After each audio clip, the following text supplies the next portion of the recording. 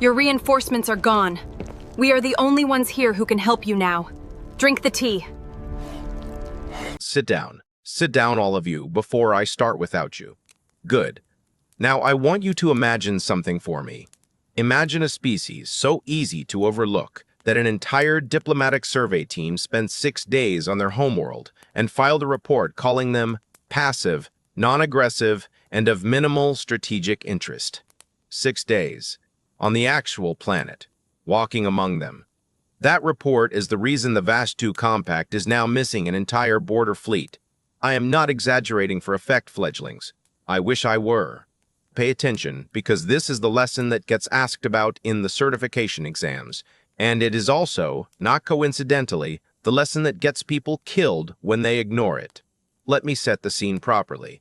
The Vastu are one of the older interstellar powers, built along very sensible lines, hierarchical, disciplined, patient. Their entire military doctrine is built around a simple principle: never attack anything until you have measured it completely. Measure twice, invade once, as their saying goes. It had served them well for 11,000 years of expansion. It had never once failed them. Until they found humans. Or rather, until humans found them.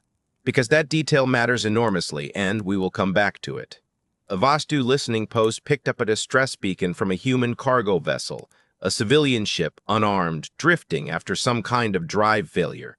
Standard procedure: board, assess, and if the species proves suitable, begin the long, patient process of first contact that the Vastu were famous for. They do not rush. They observe for cycles, sometimes years, before ever revealing themselves. 6 humans aboard. A married couple, their teenage son, and 3 crew. The Vastu boarding team.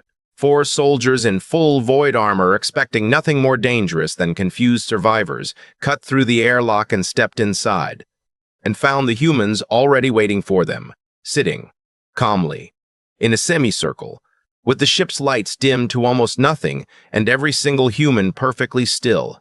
Now here is where I need you to understand something about how the Vastu measure threat, because it explains everything that follows. The Vastu are, biologically, ambush pack hunters. Their entire nervous system is built to read movement as the signal of danger, a lunge, a raised limb, a shift in weight before a strike. Stillness, to a Vastu, reads as submission, as surrender. It is baked so deeply into their instincts that even their language reflects it. Their word for calm and their word for safe are the same word. So 4 armored soldiers walked into a dim room full of silent, motionless humans, and every instinct they had told them, these creatures have already given up. They had not given up. They were listening. I should explain. Humans, when frightened and cornered with no possibility of running, do not always do what we would expect a prey species to do, which is flee, or a predator species to do, which is posture. Sometimes, when they have decided that running is impossible and posturing is pointless, they simply wait. They go very, very quiet, and they watch, and they calculate, and they wait for the exact moment when waiting stops being useful. It is, I am told by human researchers themselves, one of the harder things about them to explain to outsiders, because it looks so much like nothing is happening. It is not nothing. It is possibly the most dangerous thing a human can do. The lead Vastu soldier, we know this from the boarding team's own suit logs, recovered later, steps forward, weapon lowered, already composing the standard first contact address in his head. He is perhaps 2 meters from the nearest human, the father, when the father's eyes move. Just the eyes, nothing else. The suit logs show the Vastu soldier's proximity alarm triggering 0.4 of a second before contact. 0.4 of a second is, for a Vastu, plenty of time to react to almost anything they have ever encountered in 11,000 years of conquest. It was not enough time. What happened next took, in total, under 9 seconds, and by the end of it, 3 of the 4 Vastu soldiers were down, disarmed, their own weapons in human hands, and the 4th was on his knees with the ship's captain, a woman, perhaps a third his mass, holding a fire suppression canister to the seam of his helmet, like she'd been born knowing exactly where the weak point was. She hadn't been born knowing it. She'd read the manufacturer specs on Vastu combat armor during the 6 hours she'd had to wait for the boarding team to show up, because she assumed, correctly, that eventually somebody would come through that airlock, and she intended to be ready for whichever species it turned out to be. This is the part of the lesson I need you to sit with. She did not know it would be the Vashtu. She did not know anything about them at all. She simply assumed that whoever arrived might be hostile, spent her waiting time preparing for a fight she hoped would never happen, and then, when it happened anyway, executed the plan without hesitation and without panic. The teenage son, we later learned, had spent the same 6 hours memorizing the layout of the ship's maintenance ducts, in case anyone needed a way to move unseen. Nobody had assigned him this task. He simply decided it might be useful and did it.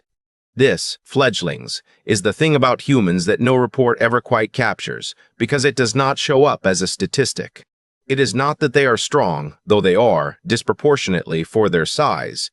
It is not that they are fast, though they are faster than they have any right to be. It is that an entire family of civilians, with no military training beyond what their culture apparently considers basic, spent a crisis not panicking but planning, independently, each of them, without needing to be told what to do. The Vashtu soldier on his knees did the only sensible thing left to him, which was to surrender formally, in the old Vashtu manner, palms open. The captain accepted the surrender. She then, according to the logs, made them tea. I want to repeat that.